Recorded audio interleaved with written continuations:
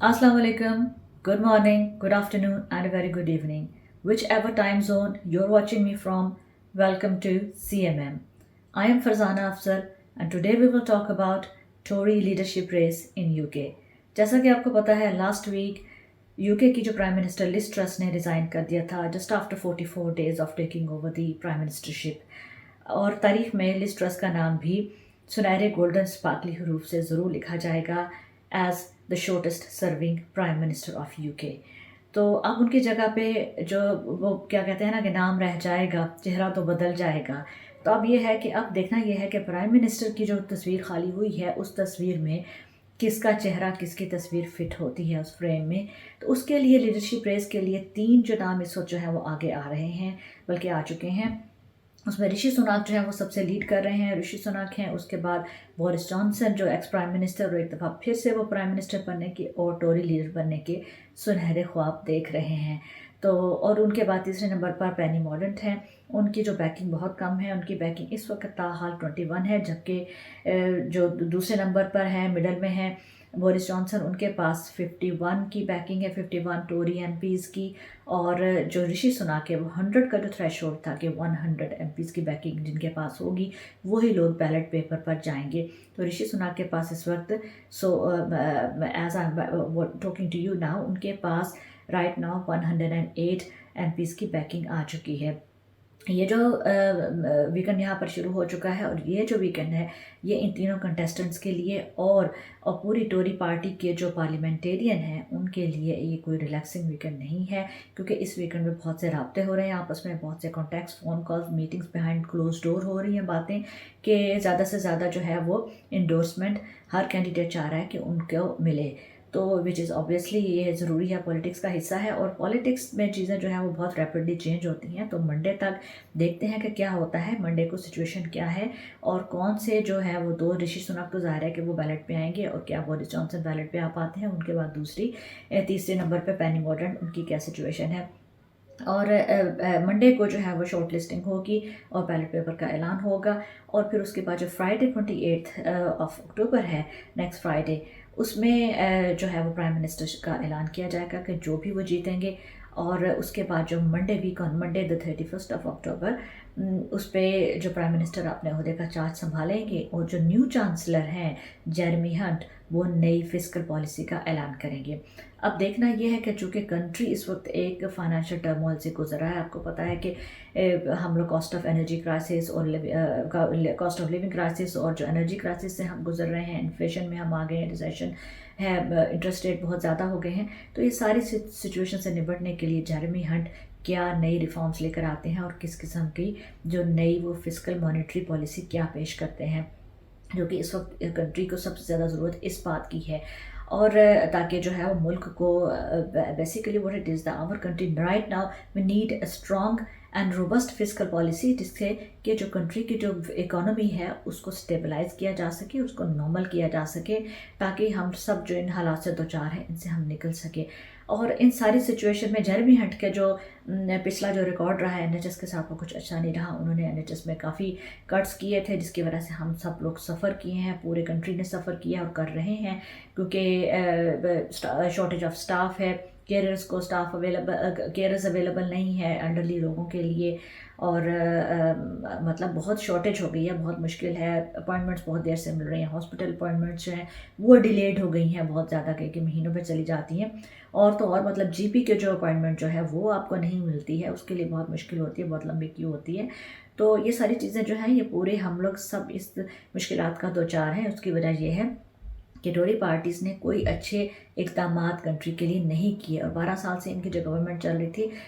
अब मैं समझती हूँ इनकी गवर्नमेंट बिल्कुल जो है वो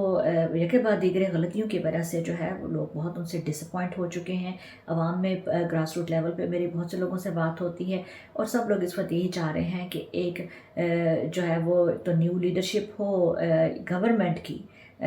टोरी पार्टी की लीडरशिप जो है वो तो होनी है बिकॉज एक प्रोसेस के तहत। और ये जो सारी सिचुएशन है इसमें लेबर अपोजिशन पार्टी, जो लेबर पार्टी के जो लीडर हैं सर कियर स्टार्मर, वो इस सारी सिचुएशन से फ़ायदा उठाते हुए, लोहा गर्म देखते हुए चोट लगाने की भरपूर कोशिश कर रहे हैं, जो कि टोटली जस्टिफाइड है। और वो इसके लिए अर्ली जनरल इलेक्शन का मुतालबा कर रहे हैं। जैसा कि आपको पता है कि जनरल इलेक्शन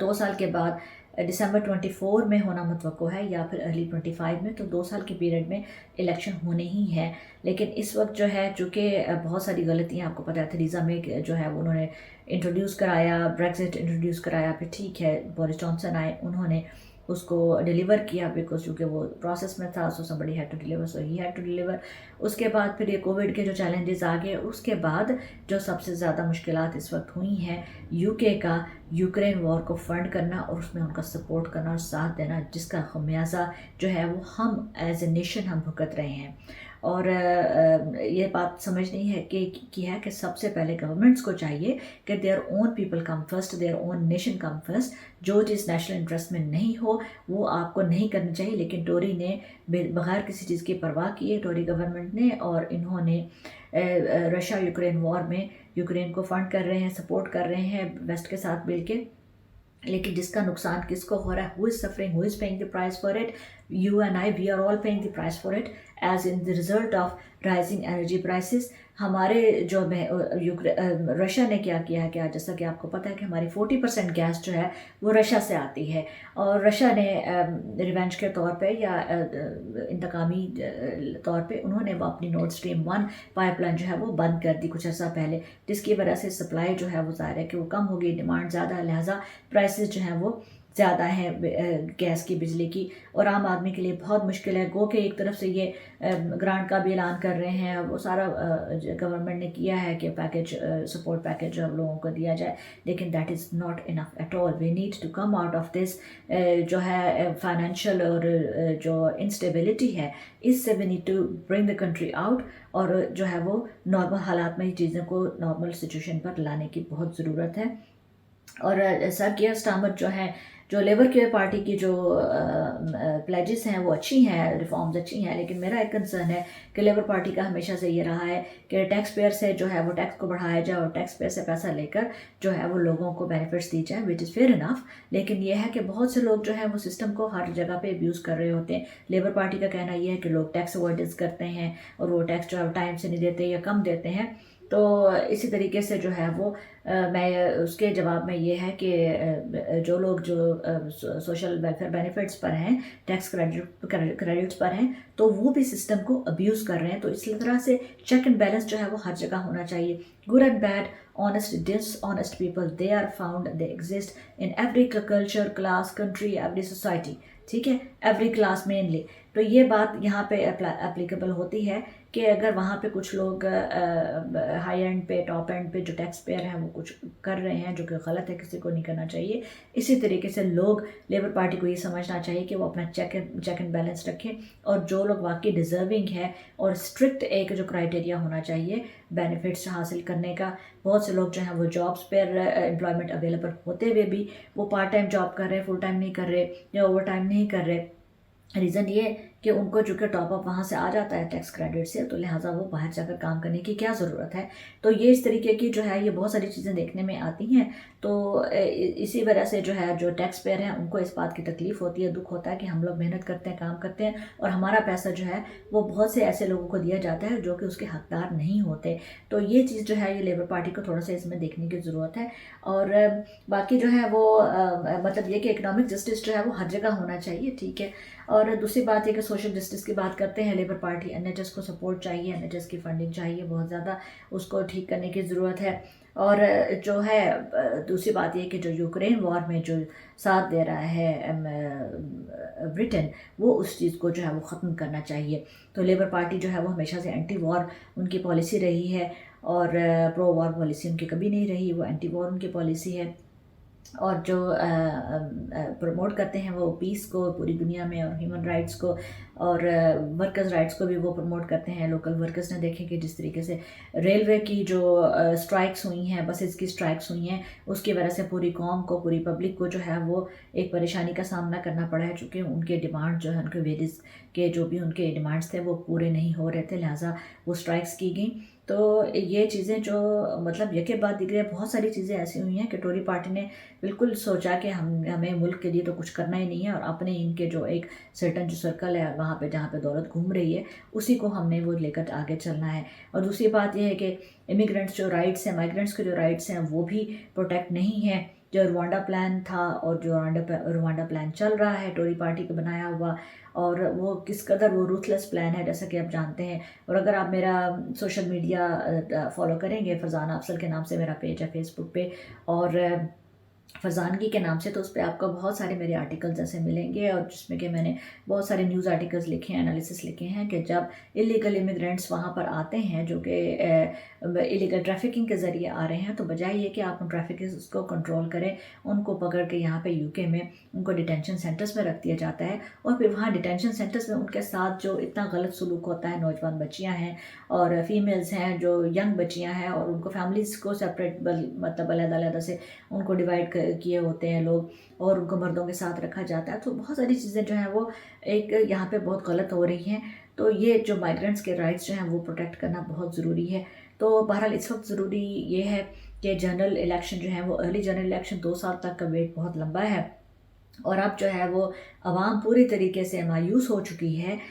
टोरी पार्टी की जो पॉलिसीज़ से, और इनके यके बाद दिगरे इन्होंने बहुत सारी गलतियाँ की हैं, बहुत सारे मिस्टेक्स किए हैं। So everybody thinks that we have had enough of them. तो नई लीडरशिप आनी चाहिए, और जो नई लीडरशिप जब आए तो लेबर पार्टी की भी जो लीडर जो है सर कियर स्टार्मर, उनको लेबर पार्टी को भी चाहिए कि वो थोड़ा सा अपनी लीडरशिप के बारे में भी गौर करें, क्योंकि उनकी जो लीडरशिप है सर कियर स्टार्मर की वो काफ़ी वीक है, और उनके मुकाबले में जेरेमी कॉर्बिन जो थे पहले, उनकी लीडरशिप बहुत स्ट्रॉन्ग थी, उनकी रिफॉर्म्स अच्छी थी, उनका जो पॉलिसीज़ जो थी वो बहुत अच्छी थी। और सर कियर स्टार्मर जो है वो मेरा नहीं ख्याल कि वो लेबर पार्टी को लेकर मजबूती से आगे चल सकते हैं। बहरहाल लेबर को भी चाहिए,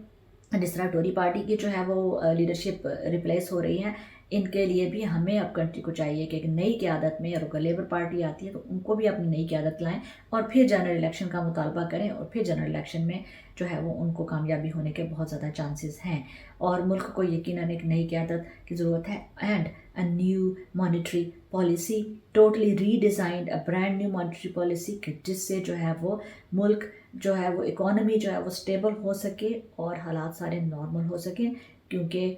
जो है वो चीज़ें दिन ब दिन बिगड़ती चली जा रही हैं। एंड जो बातों जब मेरी होती है लोगों से, आवाम से, तो people are so disappointed, and people are not just disappointed, they are totally frustrated with the current situation. और कुछ लोगों का ये भी कहना है कि उनको कोई फ़र्क नहीं पड़ता कि कोई भी पार्टी है, उनके मसाइल हल होने चाहिए। तो जो भी पार्टी है उनको ये सोचना चाहिए, अगर इलेक्शन जब भी हों, अभी होते हैं, बाद में होते हैं, कि अवाम के मसाइल आपने किस तरीके से हल करने हैं, और जो भी काम आप करें, जो भी आप एक्शंस लें, या जो भी पॉलिसीज़ बनाएं, जो भी एक्ट्स बनाएं, they should all be in the interest of nation. ठीक है, so thank you so much, and keep watching CMN। Bye bye.